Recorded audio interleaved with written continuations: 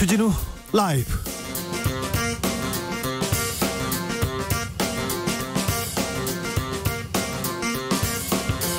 2020년 7월 31일 금요일입니다. 안녕하십니까, 주진우입니다. 당정청이 권력기관, 즉 검찰, 경찰, 국정원 개혁을 올해 안에 완성하겠다고 밝혔습니다. 특히 앞으로 검경관계를 지휘해서 협력관계로 전환하겠다고 했는데요. 이 개혁안에 대한 검경의 반응, 경찰 출신 황운하 더불어민주당 의원과 짚어봅니다.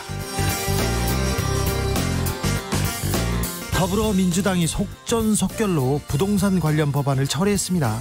다음은 공수처 법안인데요. 민주당의 속도전을 내자 미래통합당은 독재다, 헌정농단이다라고 반발하고 있습니다. 그런데 정의당도 국민의당과 함께 민주당을 규탄하는 입장문을 내기로 했다는데요. 이번 주 국회 상황 정치연구소 영앤영에서 살펴보겠습니다. 5기 방송통신위원회가 다음 주 정식 출범하게 됐는데요. 상임위원 5명 중 3명이 전직 국회의원입니다. 역대 어느 때보다 정치인 비중 높습니다. 특히 상임위원 가운데 논란이 되고 있는 분도 있습니다. 기자들의 수다에서 짚어보겠습니다. 나비처럼 날아 벌처럼 쏜다. 여기는 주진우 라이브입니다.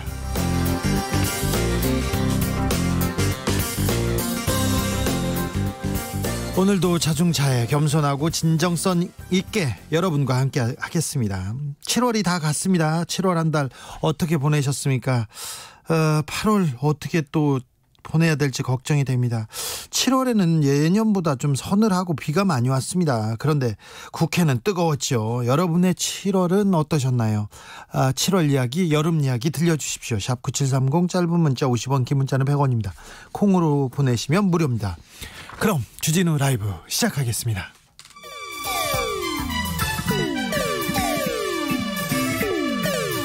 (3805님) 그 언젠가 나를 위해 시사를 던져주던 단발머리 주진우 라이브. 왜 이런 거 저 시키는 거? 단발머리 휘날리며 늘 진실을 쫓겠습니다. KBS 1라디오 주진우 라이브.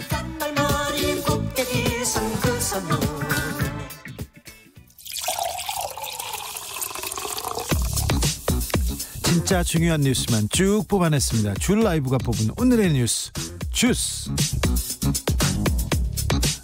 정상근 기자, 어서 오세요. 네, 안녕하십니까. 한 주 어떻게 보내셨어요? 네, 이번 주는 비가 너무 많이 와가지고 네, 그래도 오늘은 좀 많이 덥네요. 네.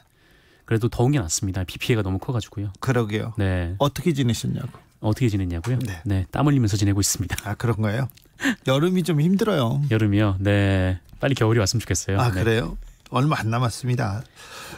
어제 본회의를 통과한 임대차 관련 법, 오늘 국무회의를 통과하자마자 시행에 들어갔습니다. 네, 이 정세균 국무총리는 오늘 그 시장 혼란을 최소화하기 위한 노력이라면서 어제 국회를 통과한 주택임대차 보호법 개정 공포안을 임시 국무회의에서 심의 의결을 했습니다. 정부는 곧바로 이 대통령 재가 그리고 관보 게재를 거쳐서 이날 중에 공포 절차를 마무리 지을 것으로 보이고요. 이에 따라 부동산 3법 중에 이 전세 2년에 2년을 더한 한 차례 연장할 수 있는 계약갱신 청구권제, 그리고 이 경우 이전 전세값의 5% 이상 전세값을 올리지 못하는 전월세 상한제는 즉시 시행이 되게 됐습니다. 정세균 총리는 이 법 시행이 늦어진다면 그 사이 과도한 임대료 인상 등 이 세입자 피해가 우려가 되고 오히려 시장 불안을 초래할 여지도 있다라면서 이 주택임대차 보호법 개정안의 즉시 시행의 불가피성을 설명했는데요. 그러면서 이 국민의 38%가 이 전월세 주택에 살고 있는데 이 법이 시행이 되면 이분들의 삶이 보다 안정될 것으로 기대한다라고 덧붙였습니다. 장애태우 투쟁 얘기가 나온 미래통합당 어떻게 됐습니까?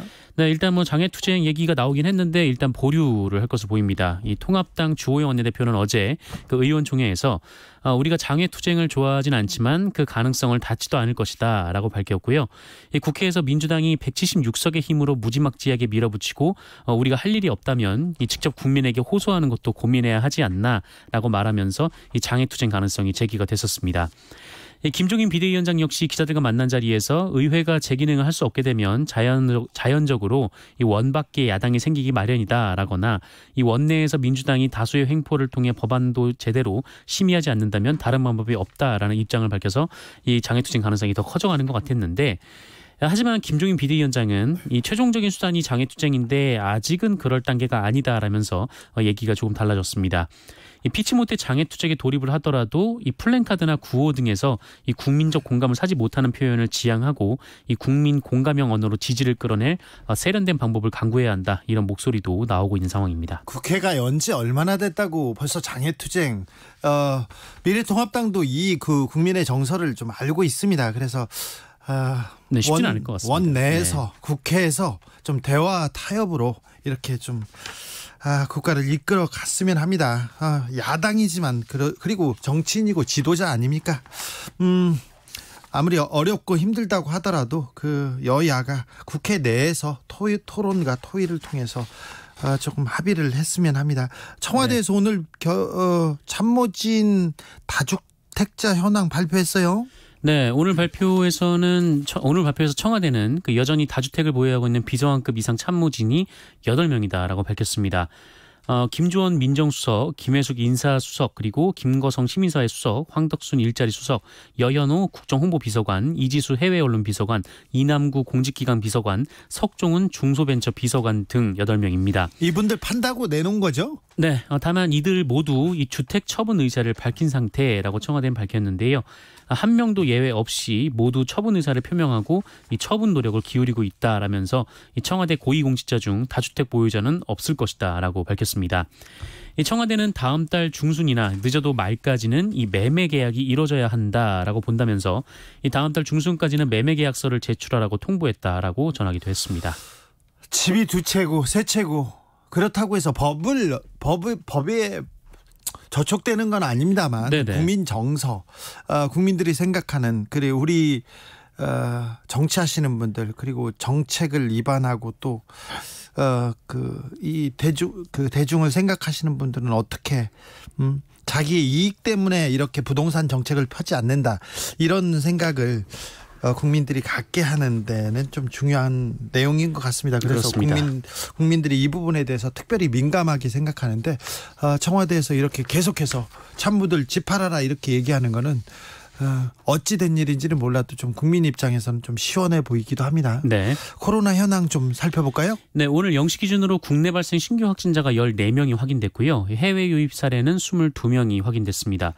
신규 확진자가 36명 36명입니다. 우리는 좀 괜찮아요. 우리 상황은 괜찮은데 지금 이웃 나라 그리고 세계적으로 확진자는 계속 폭발적으로 증가하고 있습니다. 특별히 일본 상황이 심각합니다. 네, 그렇습니다. 일본은 지금 하루하루 신규 확진자 수가 최고 기록을 경신을 하고 있습니다. 어제 하루 집계된 일본의 신규 확진자가 1,301명이었는데 그 전날 1,200명이었거든요. 1,200명, 1,301명. 와. 점점 늘어나고 있습니다. 예? 이틀 연속으로 역대 최다 기록을 갱신을 했고요. 예? 도쿄도에서만 367명이 나왔습니다. 예? 이로써 일본의 누적 확진자 수도 3만 5천 명을 넘었고요. 사망자는 1,020명으로 지금 집계가 되고 있습니다. 왜 일본이 이렇게 폭발적으로 증가할까요? 그런데 일본 정부에서는 좀 긴급 사태 선언이나 이렇게 긴급한 처방 좀 주저하고 있는 것 같습니다. 네, 일본 정부는 오히려 이 상황이 심각해지기 이전까지 계속해서 일본 국민들에게 여행을 가라라고 한다거나, 그렇죠. 휴가비를 지원해주겠다, 외식해라 이런 정책을 계속 펴왔는데요. 네. 그런데 계속 확진자 수가 늘어나고 있는 그런 상황에서도 지금 일본은 긴급 사태 선언을 주저하고 있습니다. 예. 그러자 지자체장들이 직접 나서기 시작을 했는데 고이케 유리코 도쿄도지사가 오늘 기자회견을 열고 도쿄도의 상황이 어제보다 더 심각하다. 그러니까 어제가 367명이 나왔다고 말씀드렸는데 네. 오늘은 463명의 이 코로나19 확진자가 새로 확인됐다라고 밝혔습니다. 엄청 심각한 겁니다. 그러니까 네. 서울에서만 수도 도쿄에서 그렇습니다. 그러니까 서울에서 460명이 하루에 나왔다고 생각하면 우리 거의 패닉에 빠졌을 텐데 맞습니다. 여기도 걱정입니다. 네, 그렇습니다. 그래서 이 상황이 더욱더 악화되면 이 코로나 대책을 확실히 세운다는 의미에서 이 도쿄도 차원의 이 독자적인 긴급 사태를 선언할 수 있다. 이런 얘기를 했습니다. 긴급 사태가 선언되면 이 도지사는 이 도민들에게 법적 근거를 가지고 외출 자제 그리고 업소의 휴업 등을 요청을 할 수가 있습니다. 적어도 술집이나 그 번화가 이 정도 여기는 조금 거리두기를 하도록 이렇게 좀 조치를 취했으면 하는데요. 오사카에서는 그렇게 대응을 한다라는 방침입니다. 네. 오사카에서도 계속해서 확진자 수가 늘어나고 있는데요. 네. 요시무라 히로우미 오사카부 지사도 기자회견을 열고 밤에 번화가를 중심으로 코로나19 감염이 확산되고 있다라면서 다음 달 5일부터 20일까지 미나미 일부 구역에 술을 제공하는 음식점 등에 대해서 휴업 혹은 영업시간 단축을 요청하는 방향으로 조율하고 있다. 이렇게 밝혔습니다. 일본 지금 그 폭발적인 증가세를 못 잡고 있는데 네. 우리나라 정부의 질병관리본부에 어떤 좀 대응 방법이나 다른 그 노하우를 조금 물어봤으면 좋겠어요. 우리가 인도적으로 도와줄 수 있는 부분이 있을 것 같은데. 그럼요. 뭐 해외 확진자가 줄어들어야 우리나라의 상황도 개선되지 않겠습니까? 그럼요. 그리고 전 세계적 상황이다 보니까. 이웃 나라 아닙니까? 가장 가까운 나라이기도 합니다. 그래서 우리가 인도적으로도 여지가 있는데 어찌 생각하는지는 모르겠습니다. 미국도 상황 계속 심각합니다. 네, 미국은 지금 4일 연속으로 신규 확진자가 6만 명이 넘게 나오고 있습니다. 네, 7만 명 넘었는데요. 한 번 6만 명대로 떨어졌는데 6만 8천 명이에요. 그것도. 사실상 7만 명이라고 봐도 무방할 정도의 숫자이고요. 그렇죠. 사망자가 계속 많이 나옵니다. 하루에 1,465명이나 나왔습니다. 하루에요? 하루만입니다. 네. 그리고 이 브라질도 이 신규 확진자 수가 계속 늘어나고 있는데 7만 명으로 그저께 7만 명으로 미국을 넘었었는데 어제는 5만 명대로 다시 줄었습니다. 5만 명대라고 하지만 역시 5만 8천 명이 넘어서 사실상 6만 명이라고 봐도 무방하고요. 네. 그리고 브라질에서도 하루 사망자가 1,189명이 나왔습니다. 인도도 이틀 연속으로 5만 명이 넘는 신규 확진자가 발생해서 어제는 5만 4,900명, 5만 5천 명 정도가 나왔고요. 사망자는 하루에 783명이 나왔습니다. 전 세계에서 코로나 상황 때문에 한국을 굉장히 부러워하고 있습니다.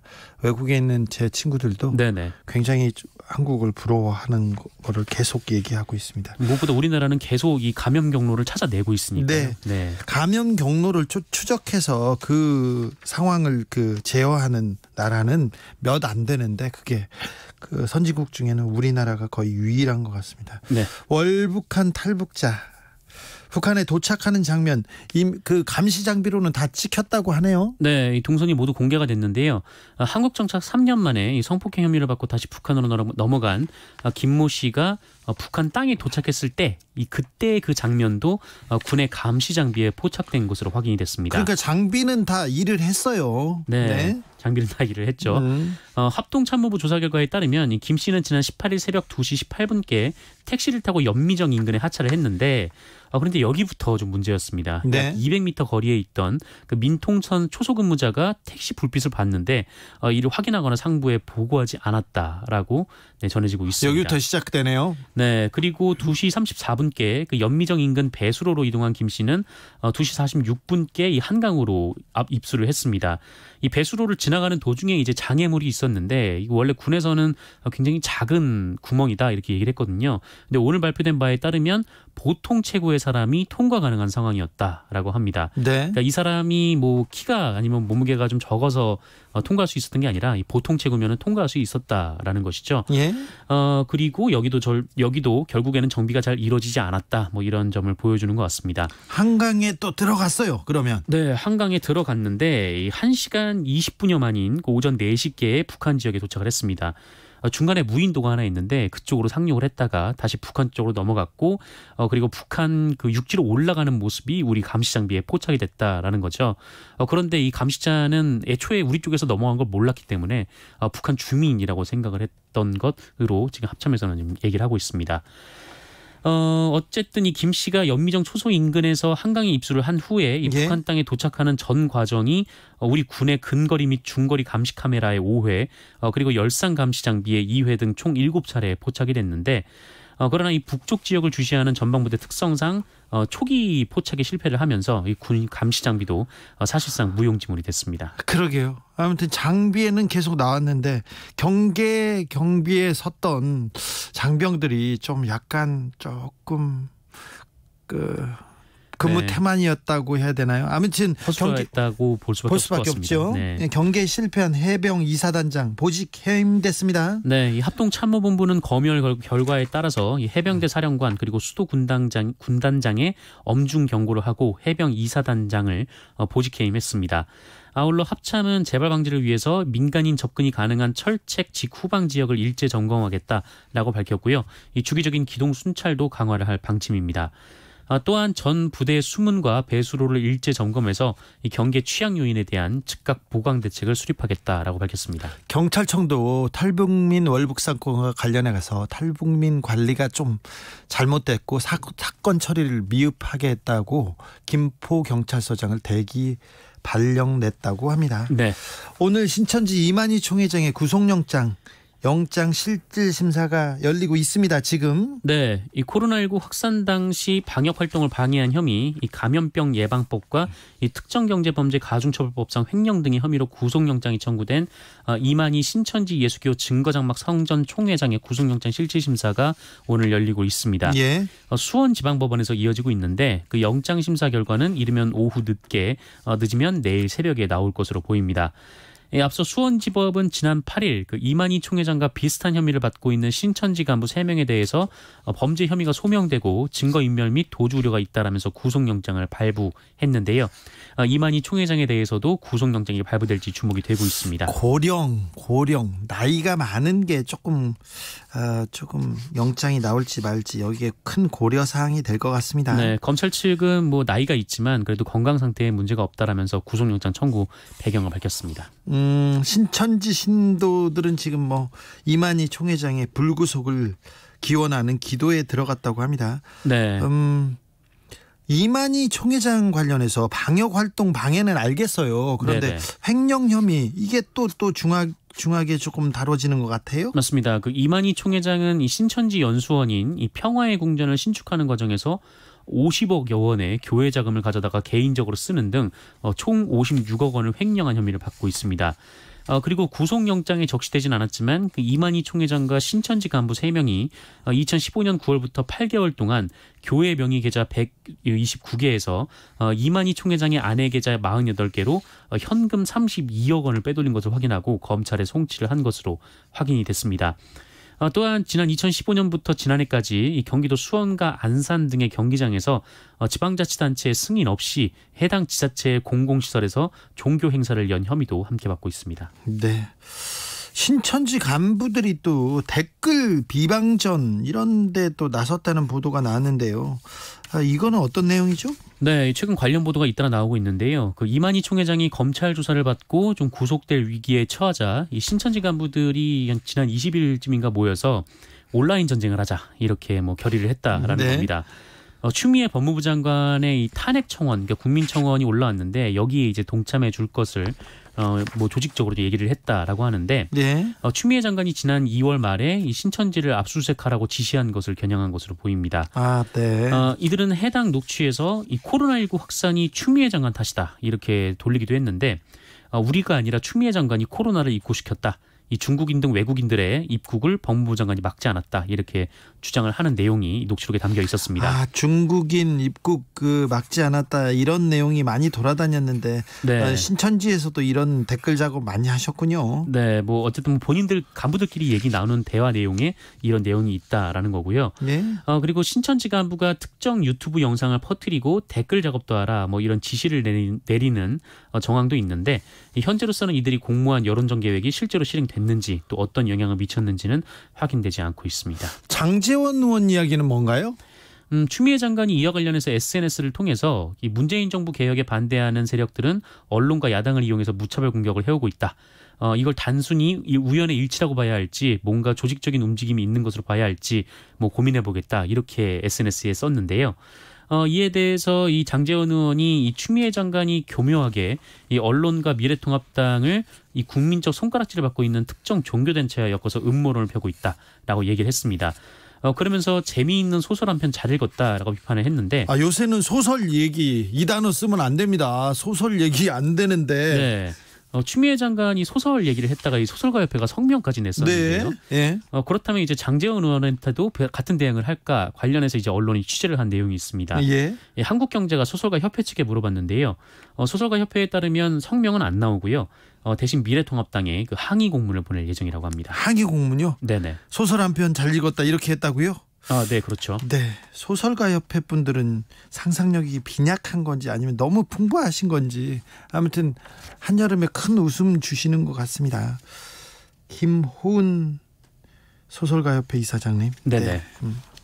한동훈 검사장 영장 집행 과정에 몸싸움이 있었습니다. 정진웅 부장검사와 고검이 감찰에 돌입했습니다. 네, 서울고검이 이 관련해서 그 한동훈 검사장에 대한 조사를 오늘 진행을 했다라고 밝혔습니다.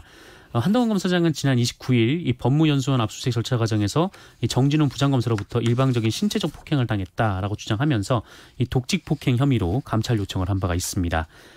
반면 수사팀은 그제 이 피압수자의 물리적 방해 행위로 인해서 담당 부장검사가 넘어져 치료 중이다라면서 지금 같은 상황을 두고 양측이 전혀 다른 얘기를 하고 있는 상황입니다. 한동훈 검사장과 정진웅 부장검사의 육박전 그 이후에 수사의 물줄기가 완전히 바뀌었어요. 그래서 지금 검언유착 수사보다 그때 무슨 일이 있었는지 먼저 밝혀야 된다는 그 여론도 많고요. 그리고 네네. 수사도 여기부터 속도를 내고 있습니다. 아무래도 한동훈 검사장한테 정진웅 부장검사가 지금 끌려가는 것 같아요. 아예 그 주제가 바뀌었습니다. 압수수색 과정에서 약간 너무 좀 거칠어서요. 한동훈 검사장한테 빌미를 준 것도 좀 한 요인이 되지 않나 생각합니다. 어쨌건 빨리 수사의 본류로 돌아가야 될 텐데 네.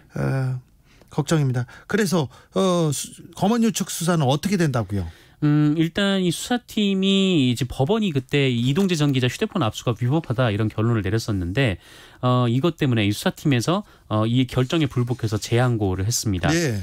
당시 이동재 전 기자는 이 채널A 관계자가 이 수사팀에 휴대전화 2대 그리고 노트북을 제출했는데 본인이 그 자리에 없었다라면서 문제를 제기했었는데요. 그러니까요. 이에 이제 법원에서는 당시 휴대폰 압수가 위법하다 이렇게 결론을 내렸는데 수사팀은 영장을 적법하게 제시를 했고 또 관계자 참여도 보장했기 때문에 절차적으로 문제가 없다라는 입장입니다. 아무튼 여기서도 꼬였습니다. 네.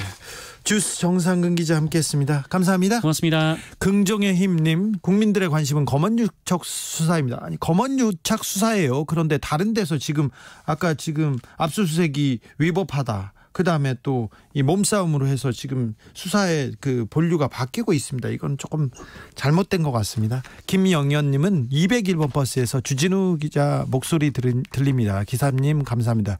제가 감사합니다. 5432님. 경기도 양주시 82번 버스에서 주디 목소리 들어서 너무 반갑습니다. 기자님 센스쟁이. 네. 5867님 지금 올림픽대로 지나가고 있는데 수위가 너무 높아졌어요. 물 색깔도 진흙색이에요. 중부 비 많이 온다는데 걱정이네요. 걱정입니다. 비 피해 조심하십시오. 6663님 나의 7월은 가만히 신호대기 하는데 조면 말로 하지 뒤에서 내 차를 받아서 병원을 오래 다녔습니다. 아파도 주진우 라이브가 있어서 빨리 나은 것 같습니다. 감사드립니다. 제가 감사합니다. 좀 힘이 돼야 될 텐데 얼른 나으세요. 5374님 인천입니다. 7월 한 달은 생산하면서 재난 안전 문구 안 볼 수도 없고 들여다보느라 한 달이 다 갔네요. 오늘 수고 좀 해주세요 얘기하는데 안전 조심해 주십시오. 교통정보센터 다녀오겠습니다. 이승미 씨. 네, 이 시각 교통 상황입니다. 월말의 금요일 오후 교통량과 휴가철을 맞아 외곽으로 나들이 가는 차량까지 더해져서 고속도로 많이 밀리고 있습니다. 서울 양양고속도로 양양 방향 화도에서 서종, 조양에서 춘천 분기점까지 막히고요. 서울 방향은 남춘천에서 강촌까지 막힙니다. 또 덕소 3패 부근에서 강일까지 정체가 되고 있고요. 경부고속도로 서울 방향 남사에서 동탄 분기점과 기흥에서 수원, 서울요금소에서 판교 진출로 쪽으로 정체 고요. 다시 달래내고개부터 한남까지 속도 내기 어렵습니다. 부산 방향으로는 수도권과 충청권 모두 통행량이 많은데요. 한남에서 서초, 죽전에서 수원, 안성에서 입장 쪽으로 정체가 되고 있고 천안 분기점에서 천안 휴게소까지는 10km간 정체가 되고 있습니다. 또 옥천 휴게소 부근은 3km 구간 작업 여파로 밀리고 있고요. 대전 시내 상황인데요. 대동 지하차도와 대전역 지하차도, 소정 지하차도와 원동 지하차도가 침수로 사고로 인해 통제가 계속되고 있으니까요. 우회 운행하셔야겠습니다. KBS 교통정보센터였습니다. 주진우 라이브.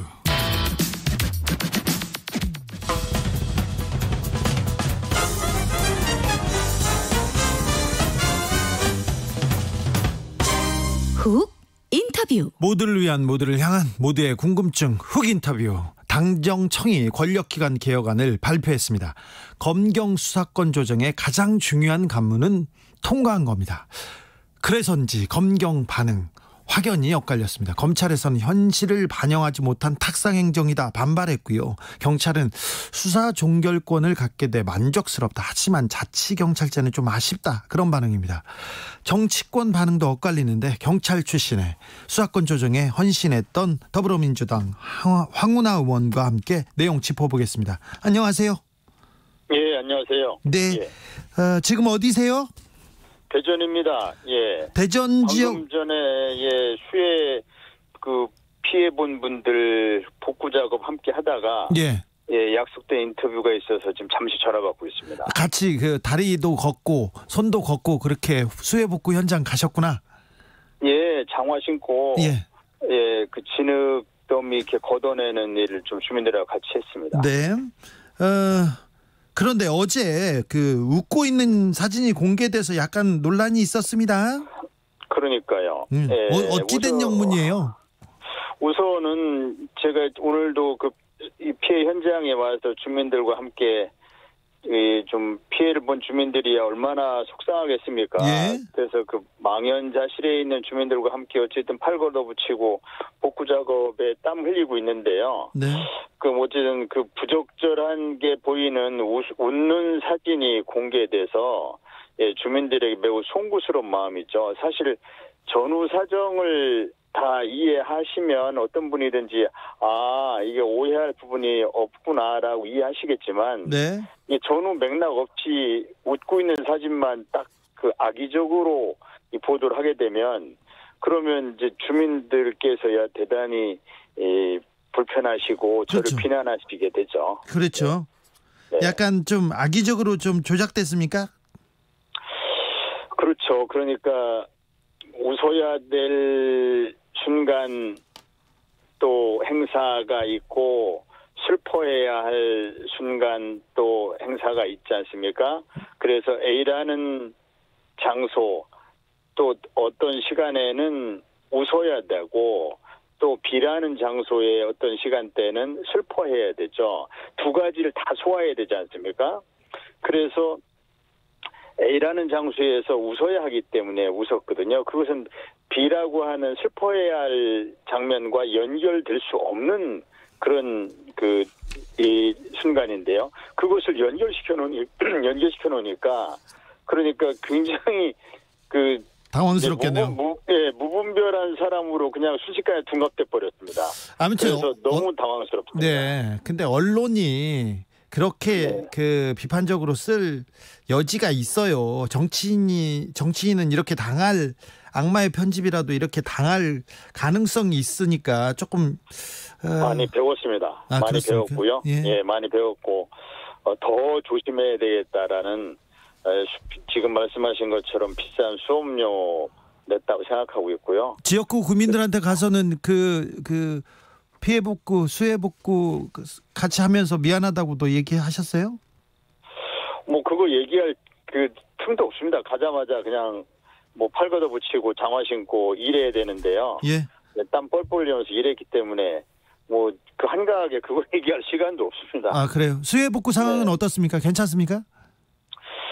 다행히 이제 인명 피해가 없었기 때문에 그나마 다행인데 이 곳곳에 이제 특히 이제 지하층들이 침수가 많이 돼서 시장도 좀 지대가 낮은 데 침수되고 주택도 지대가 낮은 데 침수되고 해서 이제 여러 가지 이 피해가 있고 또 많은 분들이 피해를 받습니다. 그래서 이것이 이제 예를 들어서 지하 침수된 때는 진흙 더미를 다 걷어내야 되고. 아니 의원님 알겠어요. 진흙 더미 걷어내고 그 위에 이제 강목 걷어내고 얘기를 다 하시면 어떡해? 예. 네. 의원님 어쨌든 수해복 그런 피해를 보고 있는 상황입니다. 알겠습니다. 자, 권력기관 개혁안으로 좀 가보겠습니다. 어제 네. 당정청이 발표한 권력기관 개혁안의 핵심 내용은 뭡니까? 수사권 조정도 그 안에 들어가는 것 같습니다. 네, 권력기관 개혁은 권력기관 어느 누구도 국민들을 위해 군림하지 못하도록 하고 네. 국민들을 위한 봉사기관으로 거듭나도록 하는 것이죠. 네. 그렇기 때문에 그 집중된 권력을 분산시키고 견제와 균형이라고 하는 어떤 민주주의의 작동 원리, 이것이 작동되도록 개편하는 것, 이것이 권력기관 개편의 핵심이겠죠. 예. 예. 국정원의 대공수사 업무와 국내 정보 활동을 경찰로 이관합니다. 그러니까 뭐 보수 언론이나 언론에서는 경찰로 권력을 이동했다 이렇게 썼던데요. 그거는 저는 적절치 않은 표현이라고 봅니다. 경찰이 대공수사를 본래 하고 있었기 때문에 네. 안 하던 대공수사를 경찰로 옮기는 게 아니고요. 예. 다만 국정원이 해서는 안 되는 수사기능을 갖고 있었기 때문에 그렇죠. 그걸 그냥 없애는 것뿐이지 예. 경찰로 이관되고 경찰의 몸집이 커지고 공룡화되고 하는 것은 물론 전부 틀린 말은 아니지만 좀 과장된 측면이 있습니다. 네. 검찰 개혁과 관련해서는 검찰이 직접 수사 6대 범죄 말고는 하지 말라고 이렇게 가이드라인을 마련했지 않습니까? 여기에 대해서 그렇죠. 검찰에서는 좀 반발하는 것 같아요. 근데 검찰이 부잣집 몸살이는 것 같은 그런 느낌이 전 듭니다. 예. 그게 6대 범죄로 제한했다고는 하지만 검찰이 이전에 담당했던 직접 수사 영역은 고스란히 남아 있습니다. 예. 사실상 바뀐 게 없거든요. 아, 그래요? 예, 건수가 몇 건에서 몇 건으로 줄었냐 하는 것은 큰 의미가 없습니다. 예, 검찰이 직접 수사 영역에서 자신들이 갖고 싶어하는 직접 수사는 다 남았습니다. 아, 그래요? 그래서 직접 수사권의 남용 때문에 검찰 개혁을 하고자 했던 것인데 그런 측면에서 보면은 이번에 직접 수사권 범위가 너무 넓게 남아서 그 개혁의 취지가 굉장히 무색해졌습니다. 그러면 어떻게 해야만 검찰의 직접 수사 이렇게 그 권한을 분산할 수 있습니까? 이제 검찰이 첫째는 이 개혁 법안의 취지를 잘 살려서 예. 직접 수사에 나서지 말아야죠. 예. 스스로 절제해야죠. 일본이 그러하거든요. 스스로 절제해야 되는데 과연 우리나라 검찰이 스스로 절제할 수 있을까? 예. 일단 좀 시행을 해봐야 되겠고요. 검찰이 그 직접 수사권 발동을 스스로 억제하지 못하면 부득이하게 다시 법 개정을 해야죠. 아, 그래서 그래요? 직접 수사를 대폭 제한하는 법 개정을 해야 합니다. 아직 빈틈이 좀 남아있다고 보시는 거죠, 지금? 직접 수사 영역을 축소하는 게 핵심인데 거의 안 됐죠. 예. 거의 변함이 없습니다. 그래서 이대로 이 검찰 수사가 이제 인력을 줄이거나 또는 인력을 재배치하는 방법으로 직접 수사를 사실상 대폭 줄이지 않는다면 부득이하게 다시 개혁해야 됩니다. 다시 법 개정해야 합니다. 이제 경찰로 가보겠습니다. 공룡 경찰 어떻게 견제해야 하나 이렇게 계속 언론에서는 쏟아내고 있는데요. 예, 경찰의 권한이 이전보다 좀 강해진 것은 틀림없지만 수사, 정보, 사실, 보안 다 가지고 있으니까요. 예. 사실 따지고 보면은 이전에 안 했던 것 권한을 새로 갖는 것은 없거든요. 예. 예, 수사도 경찰이 다 했었고 정보도 경찰이 다 했었고 또 대공도 했었죠. 다만 정보 대공에서 국정원이 해서는 안 되는 국내 정보와 대공 수사권을 갖고 있던 그냥 폐지한 것뿐이죠. 네. 그리고 수사도 경찰이 이미 하고 있던 수사고 검찰의 수사를 약간 줄였다고는 하지만 검찰의 직접 수사가 거의 안 줄었습니다.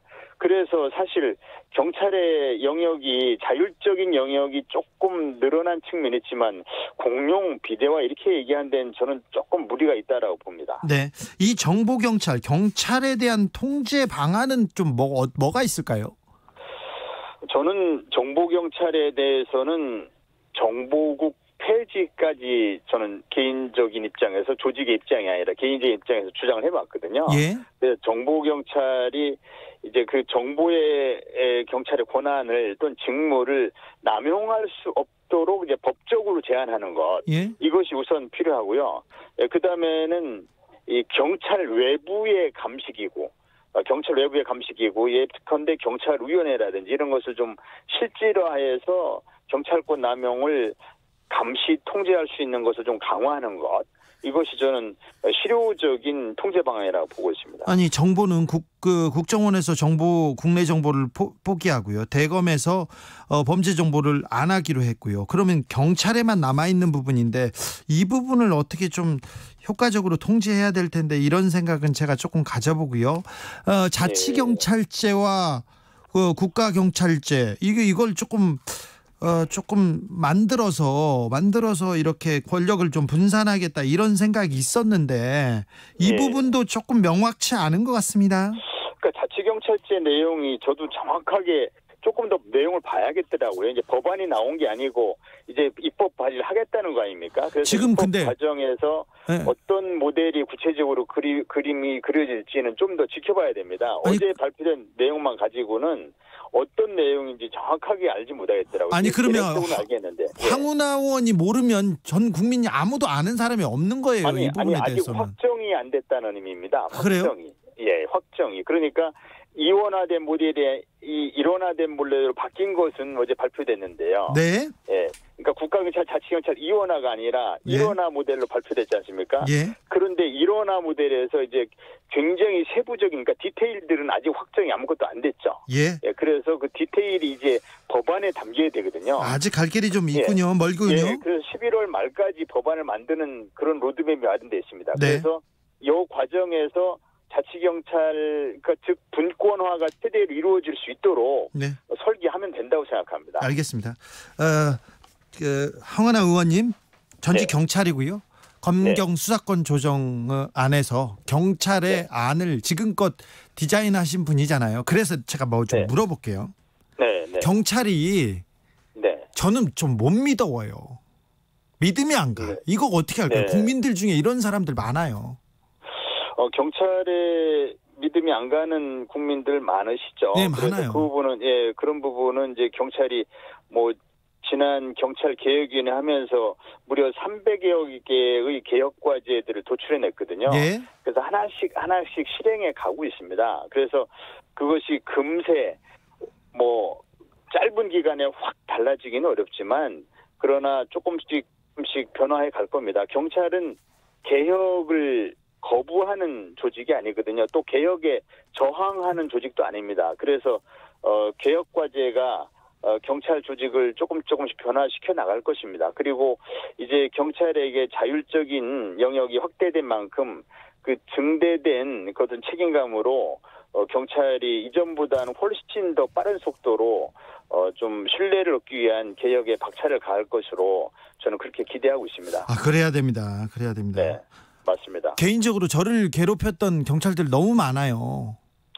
예, 그런 부분도 다 앞으로는 이제 사라져야 될 구태죠. 예. 그래도 검경 수사권 조정은 돼야 됩니다. 그리고 권력은 나눠야 됩니다. 네.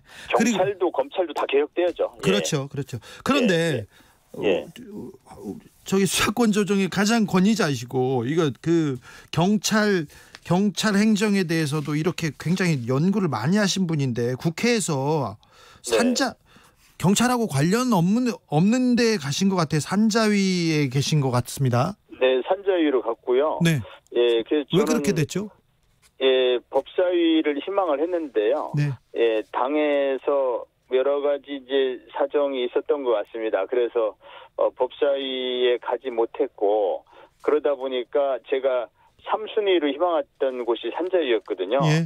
그래서 이제 산자위에 가게 됐는데 산자위를 저는 꼭 가고 싶어서 희망했던 건 아니고 거기가 굉장히 인기 상임위여서 지원해봐야 못 간다고 그래서 그냥 법사위 가겠다는 의지를 분명히 나타내기 위해서 인기 상임위를 써놨었거든요. 그런데 당에서는 이제 법사위를 보낼 수 없는 사정이 생기다 보니까 3순위라도 써놓은 데를 아마 이렇게 보낸 것 같습니다. 희망을 배려한다고 생각하고요. 그런데 어쨌든 이왕 이렇게 됐으니 안중의원 상임위가 어디 있고 안중의원 국회의정 활동이 어디 있겠습니까? 그러면 최선을 다해야죠. 최선을 다해서 이제 훌륭한 산자위 역할을 해야 됩니다. 네. 그리고 권력기관 개혁 지금 첫 발을 뗐지만 아직 가야 할 길이 멀고요. 엄청 멉니다. 가야 할 길이 엄청 멉니다. 그리고 엄청 중요하지 않습니까?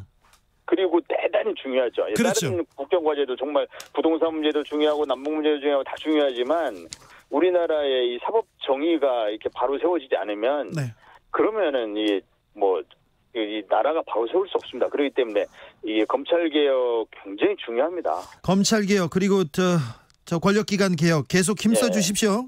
알겠습니다. 여기까지 듣겠습니다. 황운하 더불어민주당 의원이었습니다. 감사합니다. 감사합니다. 네. 조혜숙 님도 저는 경찰 검찰 다 믿어요. 무슨 일 있으면 소방관 부를 거예요. 소방관이 다 해줄 수는 없어요. 다 너무 119만 부르면 안 됩니다. 교통정보센터 다녀오겠습니다.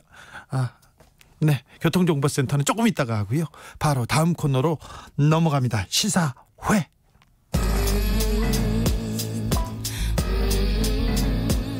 나비처럼 날아 벌처럼 쏜다. 주진우 라이브.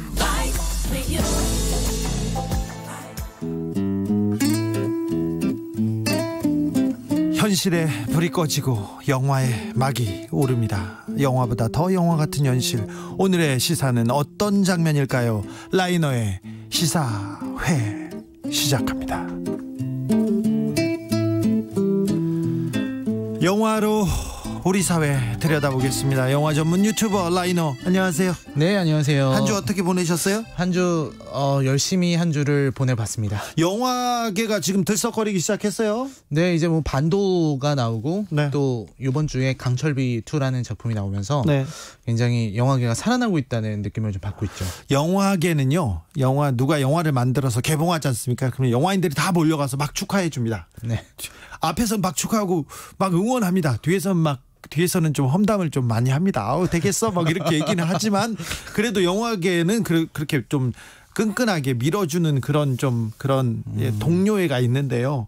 영화계가 지금 이제 다시 좀 정상적으로 돌아가는 것 같아서 반갑기도 합니다. 네, 해외에서도 되게 관심을 많이 갖고 또 예. 놀라고 있더라고요. 그렇죠.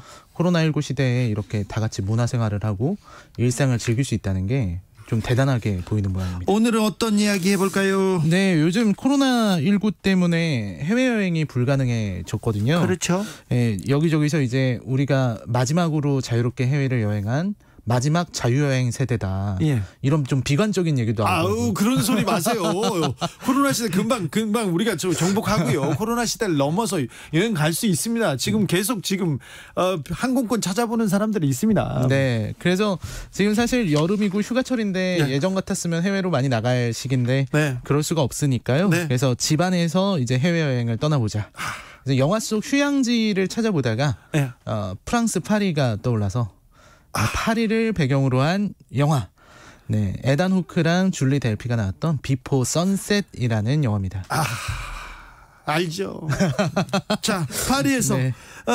비포 선셋은 그 속편이죠. 네, 전작이 이제 비포 선라이즈라고 네. 이제 1995년도 작품이고요. 네. 그다음에 비포 선셋이 2004년 9년 후. 예, 거의 작품이고. 10년 만에 만들어진 작품인데 네. 또 작품이 또 나오죠? 네, 또 9년 있다가 이제 2013년에 비포 미드나잇이라 그래서 예. 비포 트릴로지라고 불립니다. 그래서 이거를 다 보면은 세월의 흐름이 그냥 다 느껴져요. 네. 이렇게 느껴지는 거고요. 사실 비포 선라이즈는 어떤 내용이었냐면 네.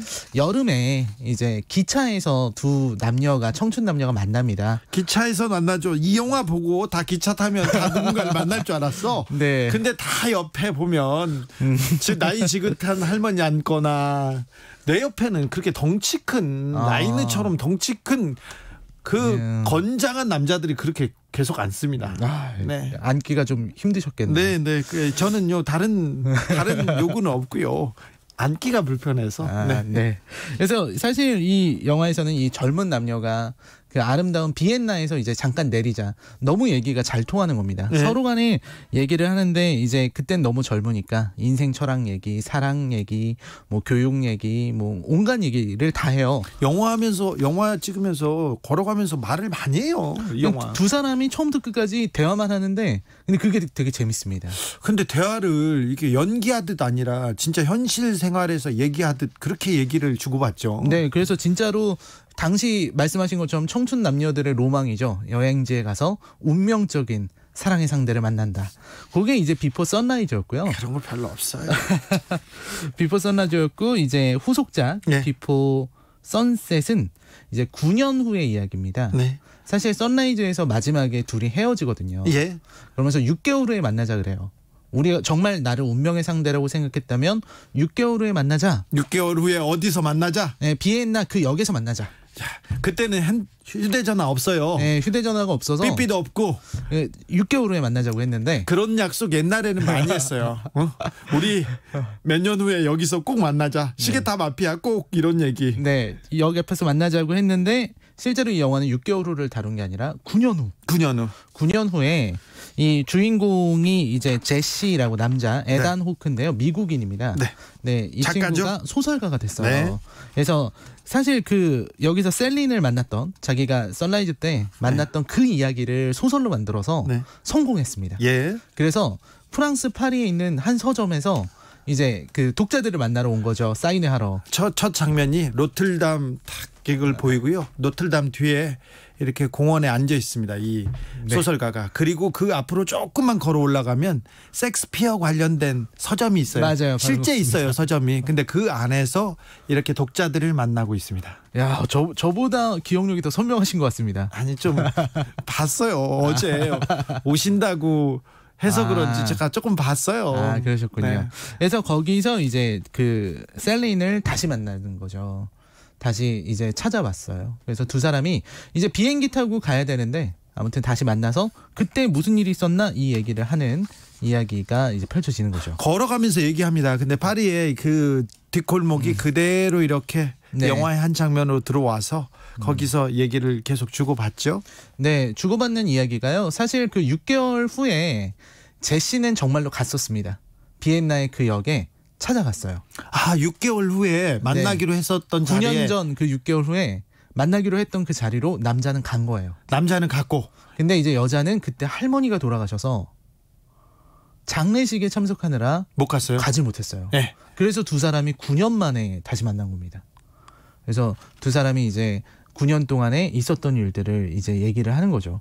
그때는 또 사실 연락처를 또 나누려면 나눌 수 있잖아요. 예. 근데 그때 안 나눴던 이유가 이 두 사람이 우리가 전화번호 이렇게 거래하고 이렇게 서로 대화하게 되면은 약간 흔한 사이가 될 것 같아서 이런 어떤 운명적인 뜨거운 사랑이 아니라 흔한 사랑. 이게 식어버릴 것 같아서.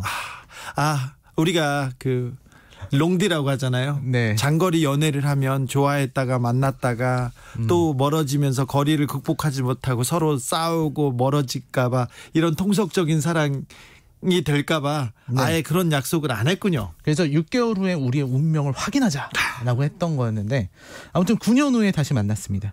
9년의 시간이 지나고 나서 둘이 막 얘기를 하는데 정말 이야기를 토해내듯이 얘기를 해요. 거의 뭐 폭주하듯이 서둘러서 막 두 사람이 9년 동안 있었던 얘기를 나눠야 되고 또 이제 제시는 조금 있으면은 비행기 타고 다시 뉴욕으로 돌아가야 되거든요. 예. 시간 제한이 있는 거죠.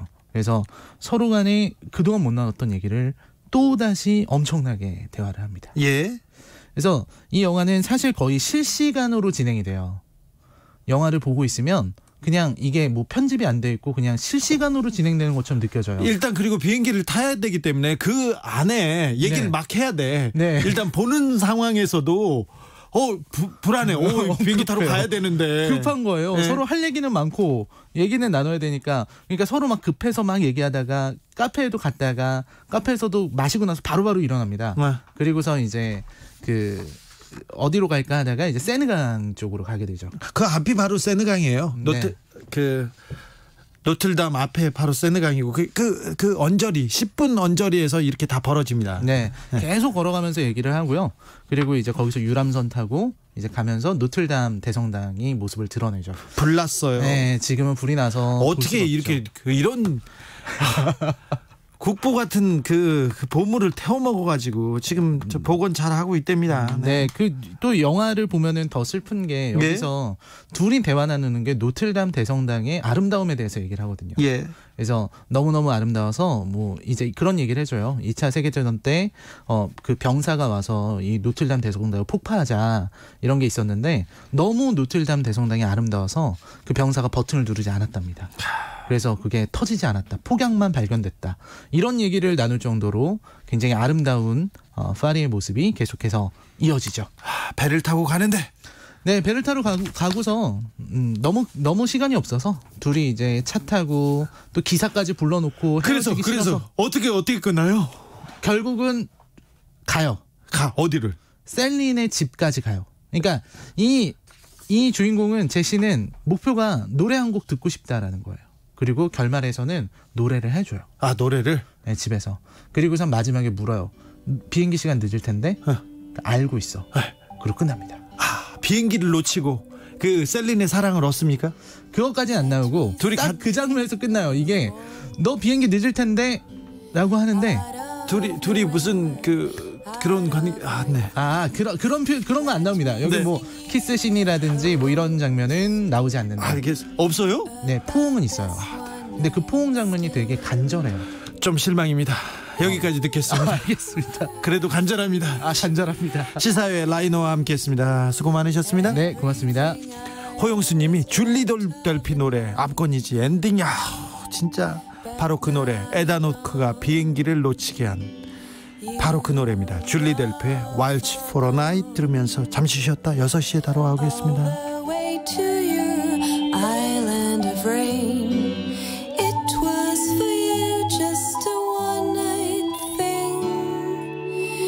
But you were much more to me, just so you know.